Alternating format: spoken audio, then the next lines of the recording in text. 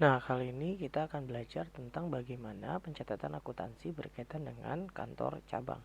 Di mana yang kita harus pahami dulu sebenarnya alur proses dari kantor cabang itu seperti apa. Nah, kita bahas dulu ya satu persatu di sini. Yang tadi dikatakan operasi kantor cabang, meskipun nantinya kantor cabang itu beroperasi sebagai unit bisnis yang terpisah, akan tetapi nantinya kantor cabang tersebut tetap menjadi subjek yang menjadi kendali dari objek pusat. Otonomi kantor cabang ditentukan oleh kantor pusat meskipun nantinya adanya manajemen cabang itu biasanya diberikan kewenangan terkait dengan pengolahan dan pengambilan keputusan menyangkut teknis dari operation cabang. Tapi secara umum nantinya kebijakan dan prosedur tersebut tetap diberikan oleh kantor pusat, tapi juga diberikan kewenangan biasanya terkait dengan pengolahan dan pengambilan keputusan yang menyangkut teknis operasional cabang. Karena kenapa? Karena setiap daerah, biasanya cabang itu kan setiap daerah ya, atau setiap lokasi memiliki karakteristik dari uh, tertentu ya, memiliki karakteristik dari tertentu. Maksudnya gimana? Segmentasi nanti produknya beda, sasarannya juga mungkin beda ya. Kayak misalkan contoh, ketika bank ada cabang di Jakarta dengan cabang di desa, mungkin nanti produk yang perbankan tersebut bagaimana, misalkan berkaitan dengan kebijakan buat pembikinan rekening. Mungkin kalau di kantor cabang di daerah Jakarta tidak ada ya door to door. Tapi kalau misalkan nanti di kantor cabang di daerah mungkin juga bisa dilakukan tadi promosi berkaitan dengan menyangkut teknis operasional cabang itu sendiri. Nah, itu tadi ya. Nah, kas dan barang dagang kantor cabang serta aset lainnya disuplai oleh kantor pusat.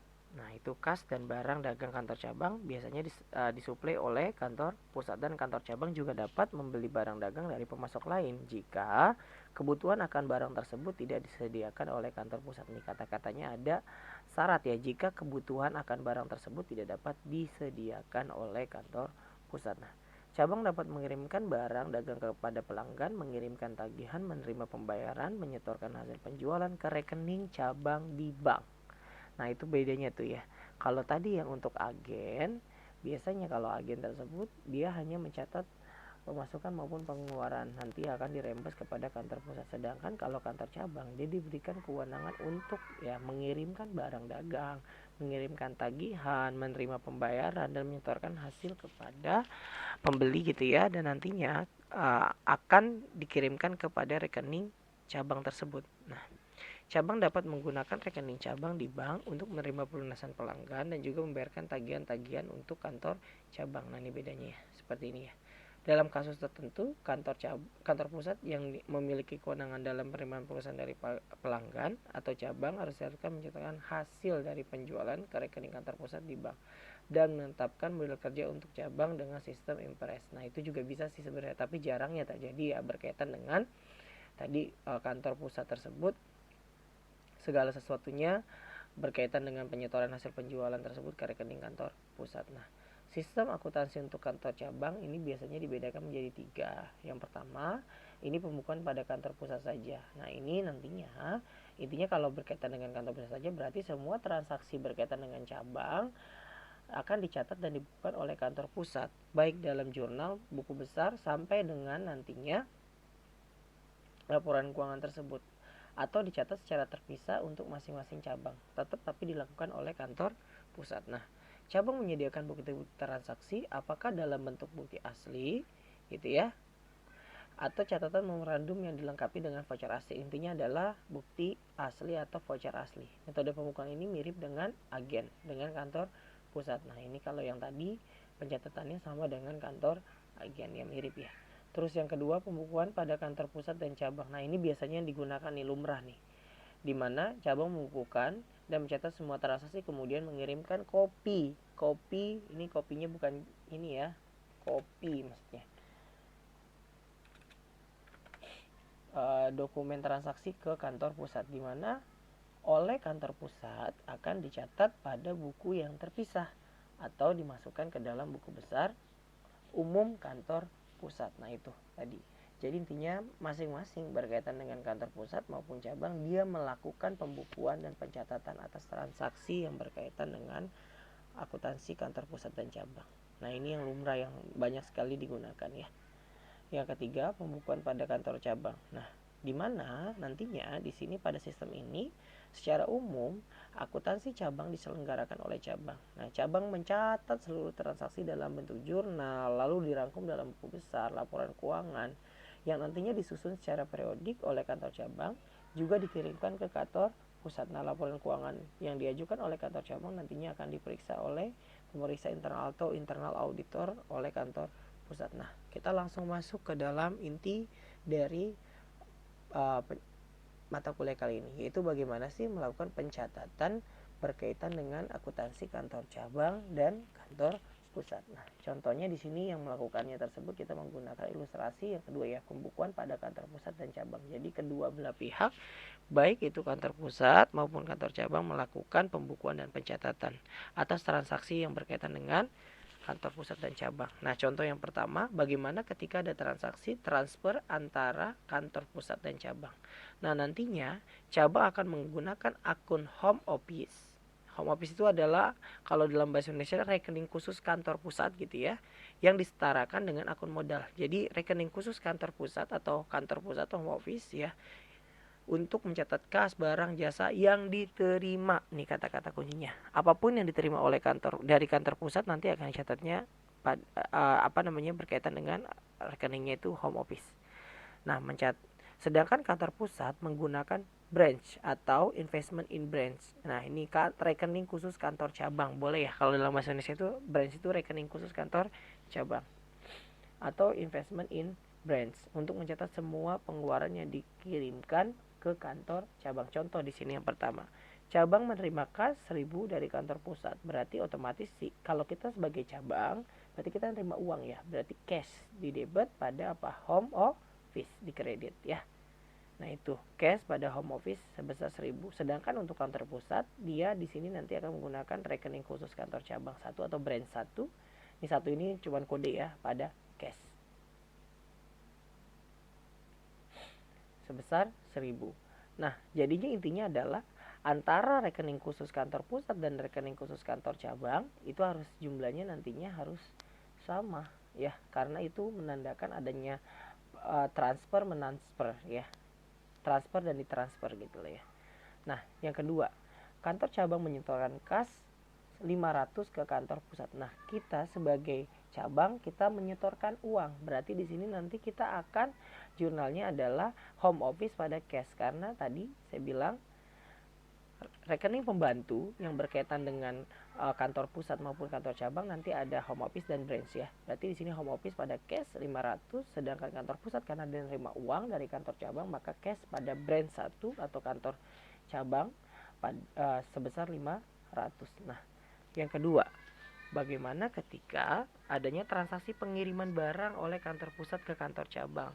Tadi ya seperti yang kita ketahui barang tersebut bisa menjadi otoritas di kantor pusat. Akan tapi ketika nanti barang tidak disediakan oleh kantor pusat maka cabang diberikan kewenangan untuk membeli barang tersebut. Nah, ini contoh di sini, kalau di sini mengirimkan barang dagang, namanya barang dagang pasti otomatis menjadi satu kesatuan ya. Pasti disuplai oleh kantor pusat. Nah, ketika nanti barang dagang tersebut dikirimkan oleh kantor pusat, nantinya akan ada akun yaitu ship to branch. Jadi nanti dia akan mendebitkan akun branch dan mengkreditkan akun shipment to branch atau pengiriman barang dagang.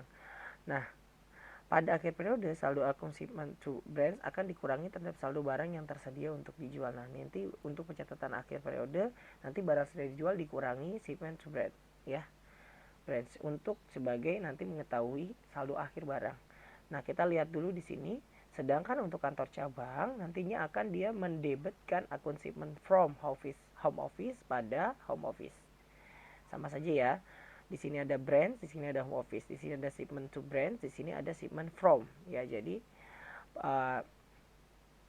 kita harus lihat dulu akun tersebut padanannya cocok atau tidak. Nah, contoh di sini ya.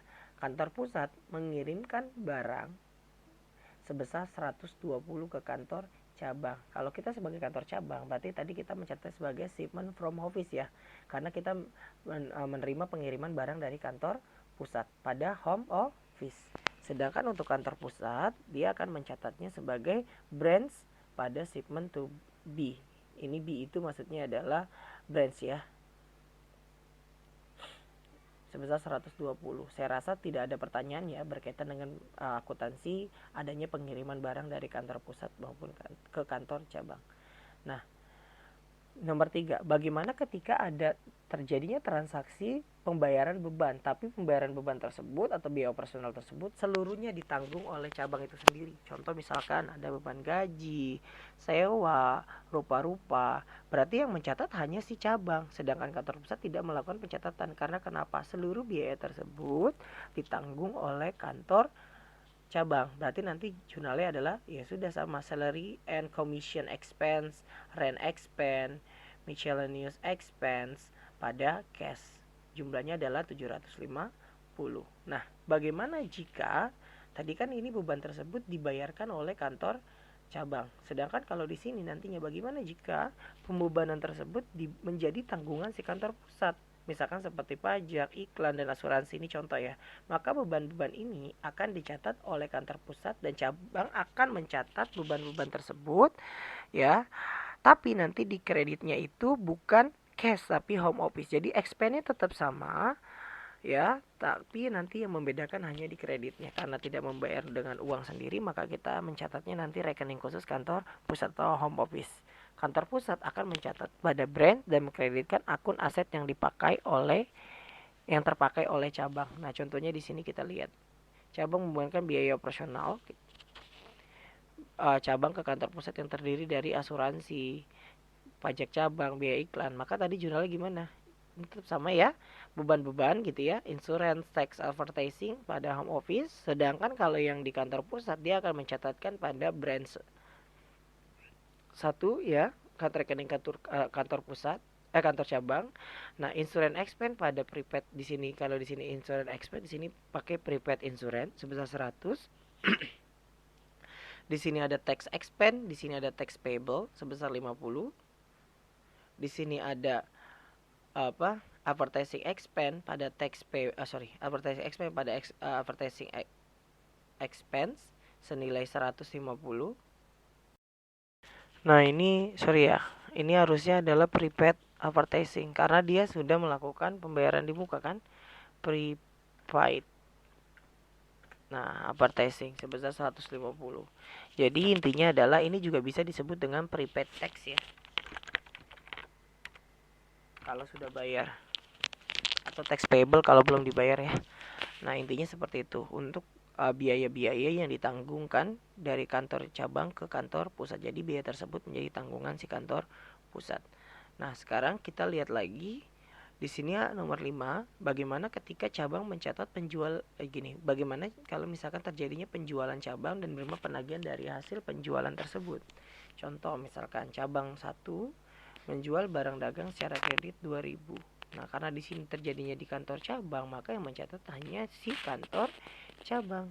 Berarti nanti account receivable pada sales sama aja ya, karena di sini dia tidak ada APP, berarti kan di sini asumsinya dia menggunakan metode periodik.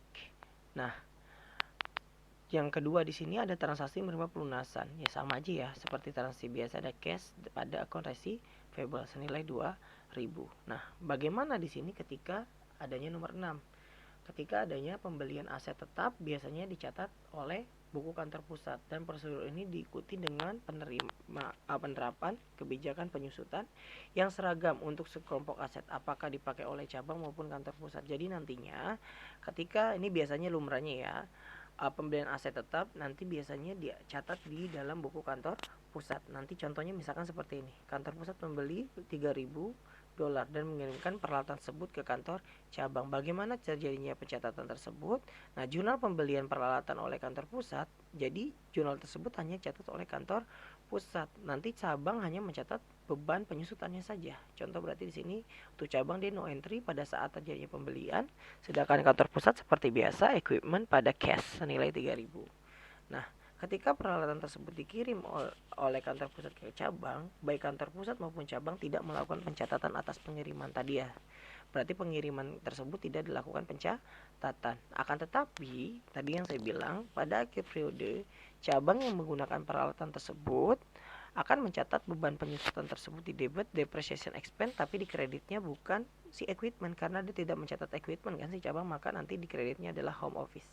Sedangkan nanti untuk kantor pusat dia nanti akan mencatat tersebut pada nih branch pada accumulative depreciation, sehingga sebenarnya sama aja depreciation pada accumulated depreciation ya kalau kita nanti lihat alurnya. Nah, contoh di sini. Peralatan yang digunakan oleh cabang disusutkan $300 pada akhir periode. Maka jurnalnya adalah depreciation expense pada home office sebesar 300.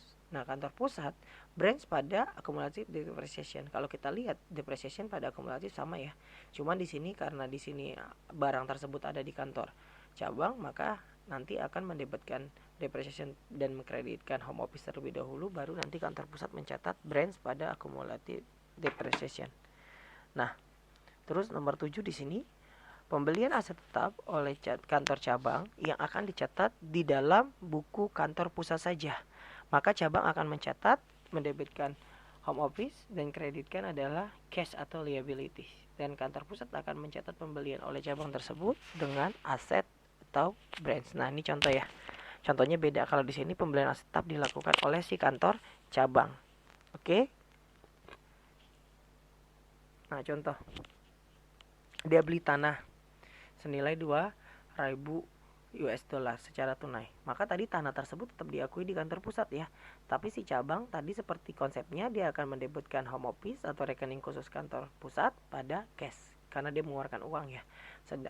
Atau dia bisa liability kalau dia belum membayar. Nah, sedangkan kantor pusat dia mencatat adalah land pada branch 1 atau rekening khusus kantor cabang. Jadi sebenarnya sama aja kalau kita lihat di sini land pada cash ya. Cuman harus ada proses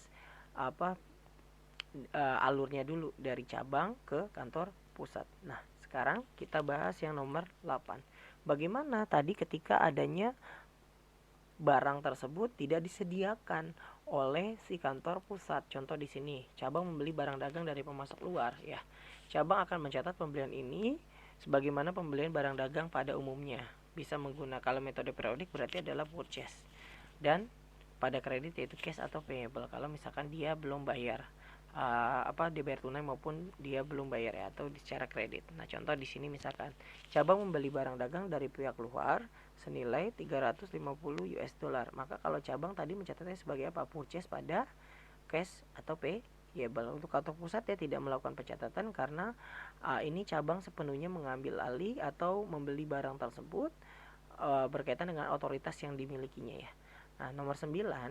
Nah, bagaimana sih pada akhir periode? Kan kita di sini harus mencatat dong laba rugi pada tahun berjalan atau current earningnya berapa sih sebenarnya, biar kita tahu cabang ini menghasilkan laba atau rugi ya untuk periode yang sekarang maupun yang akan dilaporkan. Nah, kita lihat di sini ketika cabang melaporkan periode berjalan, kantor pusat akan mendebitkan akun branch dan mengkreditkan branch income nanti ya, atau rekening khusus kantor cabang pada pendapatan dari kantor cabang. Nah, pada akhir periode cabang akan menutup seluruh akun-akun seperti lazimnya siklus akuntansi. Jadi dia menutup seluruh akun-akun yang bersifat ya tadi ya yang sementara yang ada di laporan laba rugi. Contohnya adalah beban dan pendapatan. Nah, contoh di sini tadi kita akan menutup akun-akun yang bersifat expense dan purchase. Kita tahu expense 1.350 yang dapat dari mana? Seluruh expense yang tadi sudah kita jurnalkan ya. Dari awal ya. 400, 200, 150, 150 dan 150. Maka di sini nanti akan muncul tadi 1.350 ya untuk expense yang